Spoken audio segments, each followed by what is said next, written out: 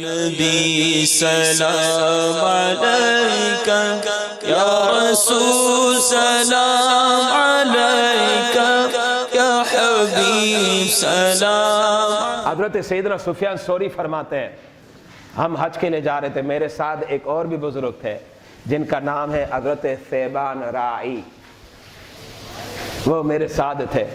ہم جنگل سے جب گزرے نا، راستے میں شیر بیٹھا تھا،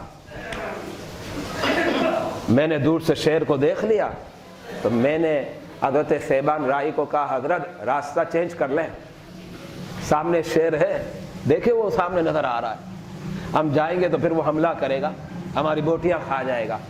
حضرت سیدنا ثیبان راعی کیا فرماتے ہیں؟ فرماتے سفیان ثوری ٹھہرو، دیکھو میں کیا کرتا ہوں۔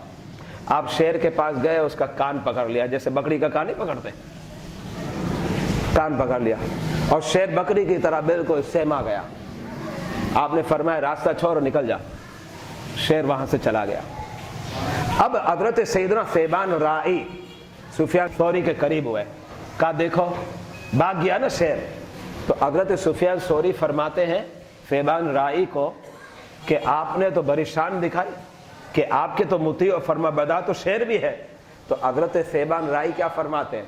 فرماتے ہیں آپ نے تو خالی یہ دیکھا، مجھے صرف ڈر لگتا ہے شہرت کا، میں گمنام اچھا لگتا ہوں، مجھے شہرت نہیں چاہیے، ورنہ رب نے مجھے یہ طاقت دی ہے کہ میں اس شیر کو کہتا کہ ٹھہر تجھ پر سامان رکھوں گا اور تو مجھے لے جا مکے قریب، یہ شیر مجھے لے کے جاتا، رب نے یہ مقام دیا۔ اب دیکھیں اللہ والوں کا مقام کتنا بلند ہے۔